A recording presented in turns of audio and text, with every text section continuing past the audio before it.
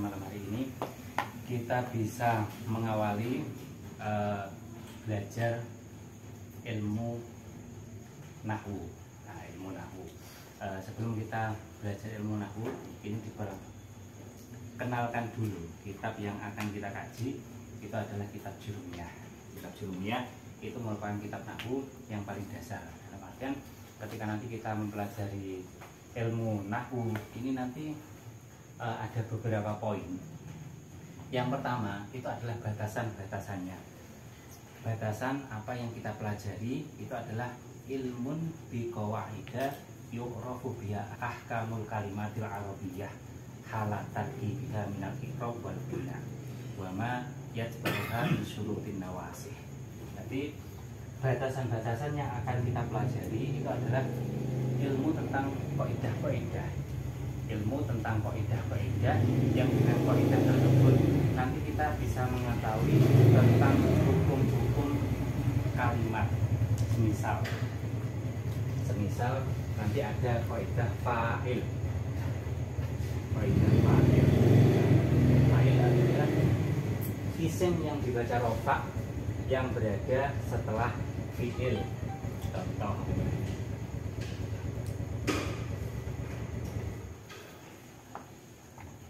ja'a zaidun. Nanti yang kita pelajari seperti ini. Jadi nanti kalau dimaknai secara Jawa, ja'a teko sopo zaidun zaid. Nah, ini adalah satu kaidah, yaitu ini ada kalimat fa'il ataupun kalimat isim yang dibaca rofa yang berada setelah fi'il. Ataupun contoh lain,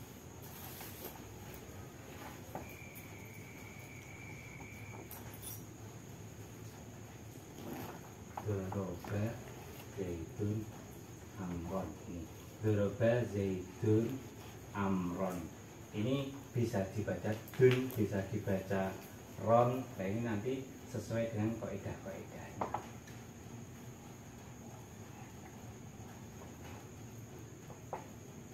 Marortu bi zaidin.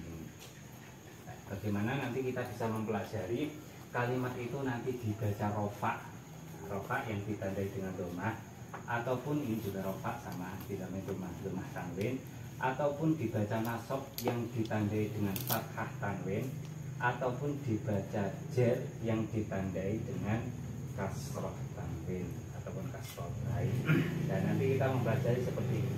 Jadi yang dikatakan nahwu itu nanti mempelajari dengan sebuah kaidah-kaidah yang dengan kaidah tersebut kita bisa mengetahui hukum-hukum kalimat itu sebagai apa, atau nasab, atau jar, atau jazm. Jadi istilahnya domah ataupun kasroh ataupun fathah ataupun sukun. Ringkasnya seperti itu. Kemudian maudhu'nya sasaran yang akan kita pelajari.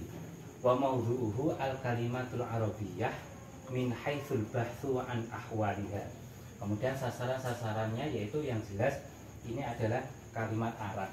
Jadi nggak akan bahas tentang bahasa Indonesia ataupun bahasa Inggris ataupun bahasa Jerman. Yang jelas ini maudhu'nya, sasarannya adalah bahasa Arab. Kemudian wa ghayatuhu wa faidatuhu. Nanti faidahnya kita mempelajari nahwu ini seperti apa. Ternyata faidahnya adalah at-taharruzu 'anil khata'i wal isti'anatu 'ala fahmi kalamillah wa kalami Rasulillah sallallahu alaihi wasallam. Yani dari faidahnya kita nanti akan terjaga dari kesalahan mengucapkan kalimat Arab di situ nanti. Ketika kita memahami ataupun bisa tentang ilmu nahwu ini, kita nanti akan terjaga dari salah pengucapan di dalam bahasa Arab. Dan juga faedah yang kedua yaitu wal isti'anatu ala fahmi kalamillah wa kalami Rasulillah. Yani nanti kita akan mendapatkan pertolongan untuk bisa memahami terhadap Al-Quran dan hadis. Karena apa? Karena Al-Quran dan hadis itu bahasanya bahasa Arab. Jadi kita secara otomatis ketika pengen paham tentang makna Al-Quran ataupun makna hadis, otomatis kita harus memahami bahasa Al-Quran dan bahasa hadis, yaitu bahasa Arab. Kemudian tentang wasyarafuhu, kemuliaan ilmu ini itu nanti dibanding dengan ilmu yang lain itu bagaimana? Yang jelas wasyarafuhu bisyarafi faidati. Kemuliaan ilmu ini itu sesuai dengan kemuliaan faidahnya.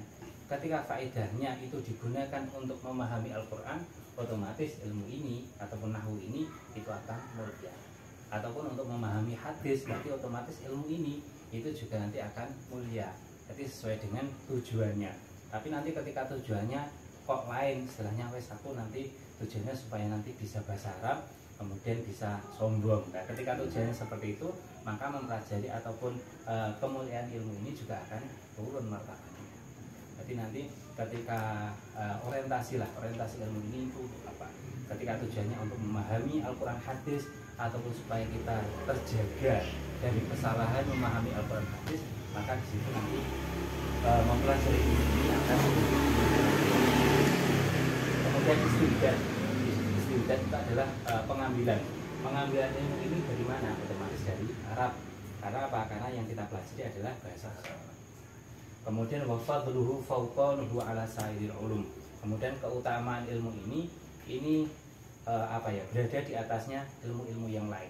Nah, ini contoh seperti halnya ilmu ulumul hadis. Ulumul hadis di situ menerangkan tentang rijal, kemudian menerangkan tentang riwayat-riwayat, menerangkan tentang matan. Nah, bagaimana kita bisa memahami bahasa yang berada di situ sebelumnya kita belum tahu tentang bahasanya? Kan tidak mungkin. Berarti kita bisa paham, taruhlah ini salah satu kitab, ini kitab Bidayatul Hidayah. Kita paham tentang ilmu bidayah ataupun istilahnya di sini memahami tentang tasawuf. Ini kan dengan bahasa Arab itu otomatis kita bagaimana memahami tentang bahasanya. Berarti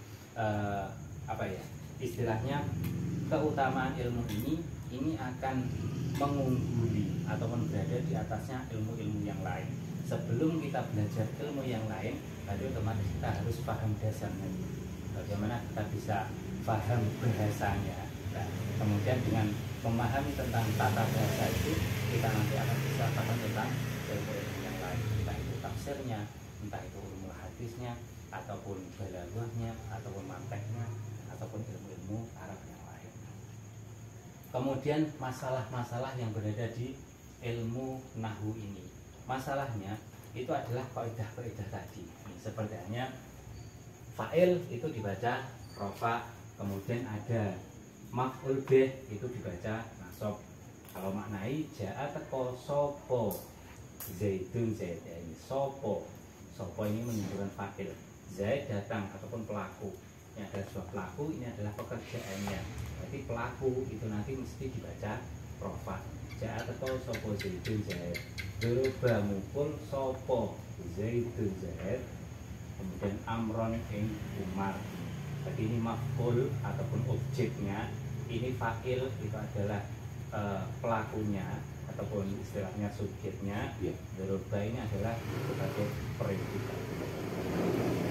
Nanti kalau disusun berarti kan di sini ada predikat, kemudian ada subjek, kemudian ada objek. Berarti istilahnya subjek itu pasti dibaca rofa ataupun rofa ketika nanti isimnya adalah isim mufrad itu ditandai dengan domah.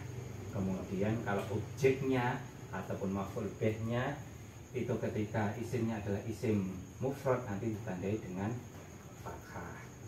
Kemudian contoh lagi ini nanti pemasukan huruf jer ataupun huruf-huruf yang bisa mengejarkan ataupun mengkhofatkan, otomatis nanti dibaca kasroh tanwin yang di sini sebagai tanda jarnya kalimat isim yang mufrad.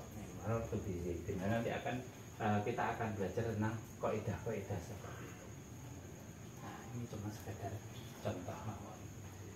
Kemudian wadiknya, istilahnya siapa orang yang pertama kali meletakkan ilmu ini?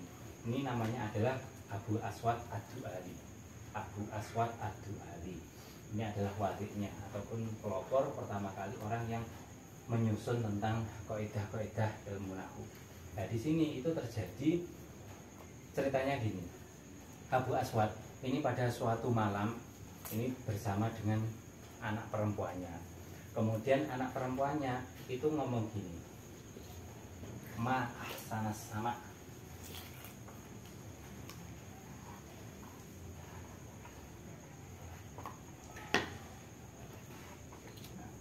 Ma ahsanus samai. Ma ahsanus samai. Nih, putrinya bilang seperti itu. Kemudian spontan Abu Aswad Adu Ali langsung jawab nujumuha. Nah, ketika di sini dibaca ma ahsanus samai, maka di sini ma ini akan menjadi ma istifham ataupun istilahnya konteksnya ini akan menjadi sebuah pertanyaan. Ma ahsanus samai. Langit itu kok indah banget ya? Apa yang menyebabkan langit itu indah? Apa yang menyebabkan langit itu indah? Kemudian Abu Aswad jawab nujumuha. Itu langitnya itu indah karena lintang-lintangnya ataupun karena gemerlap dari bintang-bintangnya. Ini spontan seperti itu. Kemudian anaknya, loh, saya itu tidak tanya, tapi saya itu takjub ataupun kagum dengan keindahan langit. Berarti kan kontennya bukan sebuah pertanyaan, tapi sebuah kekaguman ataupun pernyataan kagum dari anaknya lah. Berarti ketika di sini konteksnya adalah pernyataan kagum, maka sebenarnya ini tidak dibaca seperti ini. Ma ahsanus sama. Ketika dibaca ma ahsanus sama, ini menjadi pertanyaan.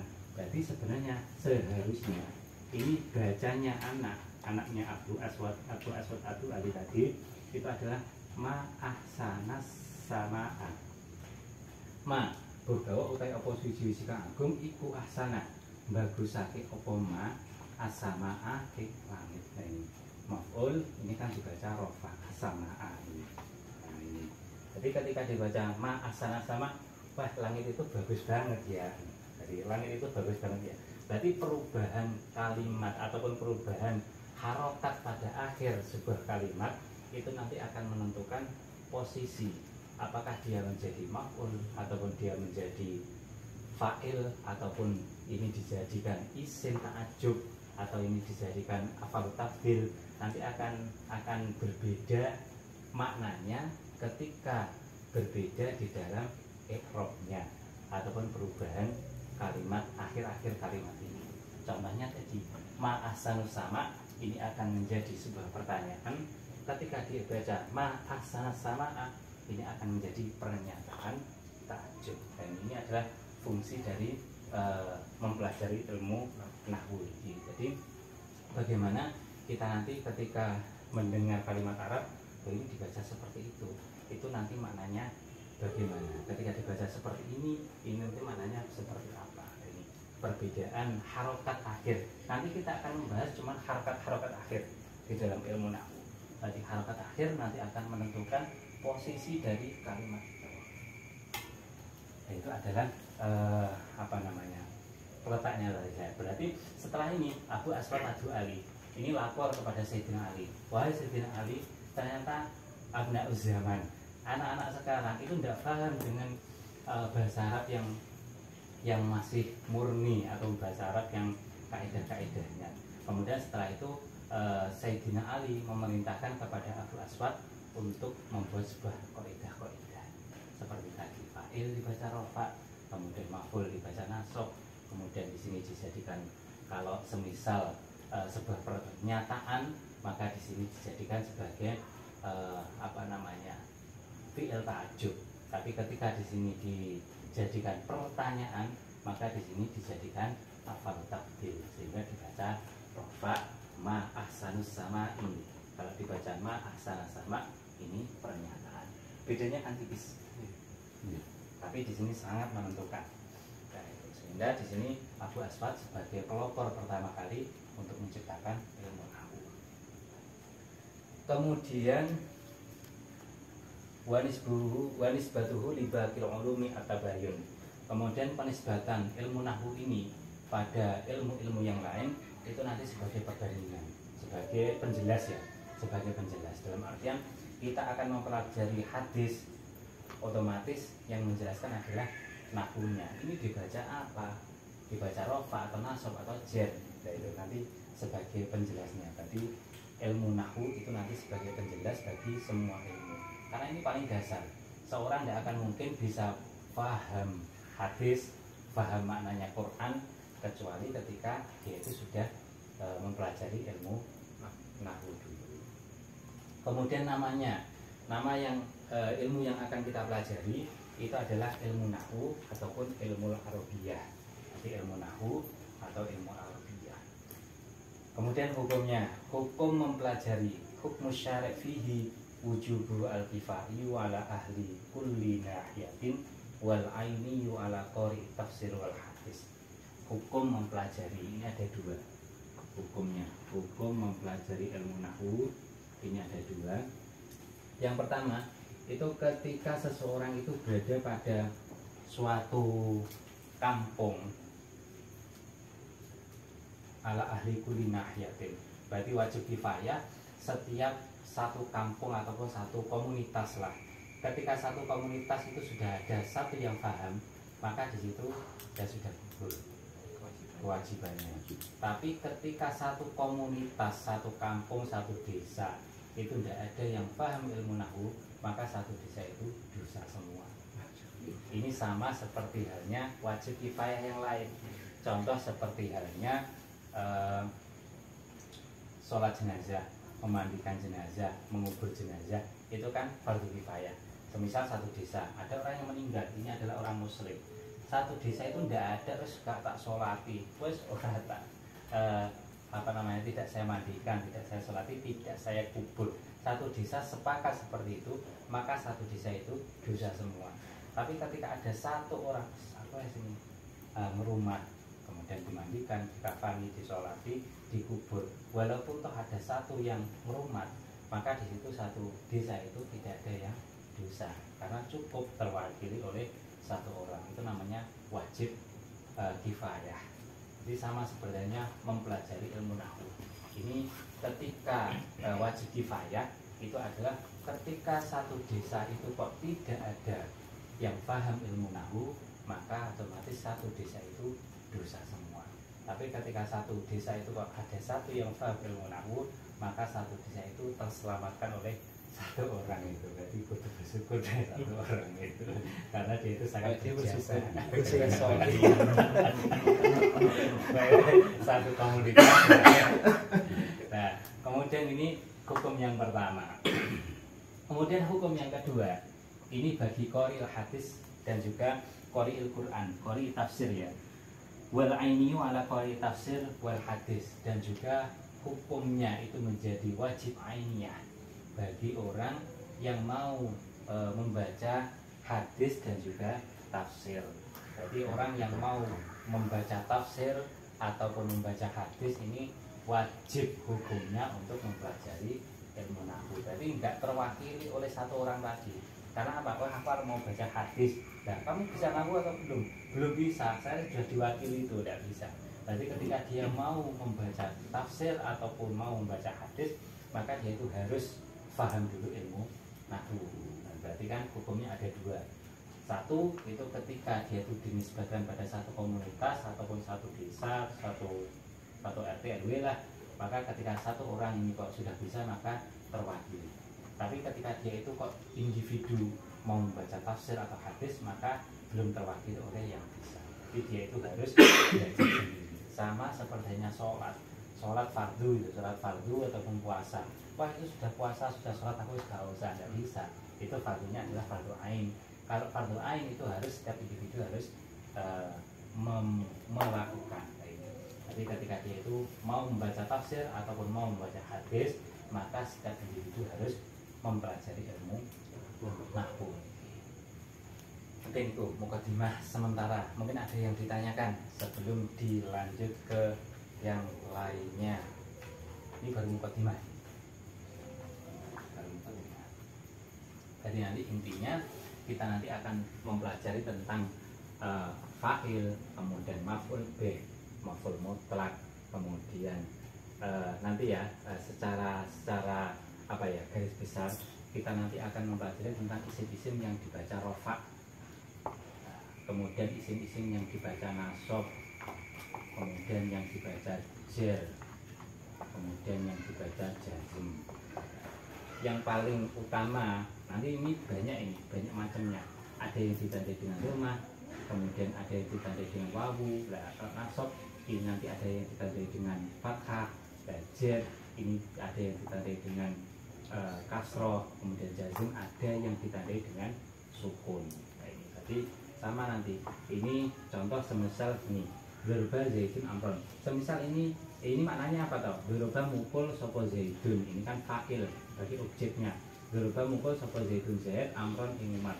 Semisal ini yang mukul ini dua zaid, bagaimana?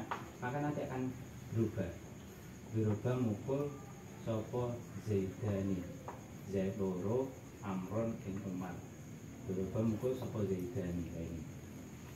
Maka nanti alamat ataupun tanda dari fa'il, tanda dari rofaknya ini nanti dengan alif, nggak selamanya doma.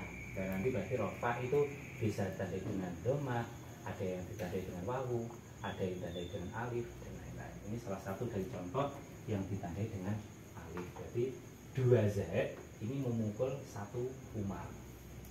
Misal nanti yang Umarnya itu ataupun zaid, satu zaid itu memukul dua orang. Misal Doroba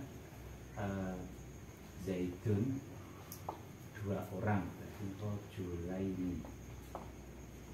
Doroba mukul sopo Zaidun. Nah, ini tetap alamatnya rofa dengan doma. Rojulaini ing wong lanang loro. Nah, ini tandanya dengan ya.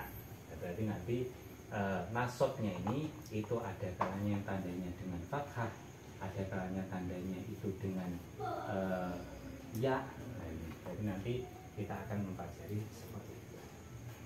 Terus pokoknya nanti bagaimana harokat akhir itu nanti akan menentukan terhadap posisi kalimat, entah itu dia menjadi objek ataupun bisa menjadi subjek, pelaku ataupun yang kena sasaran.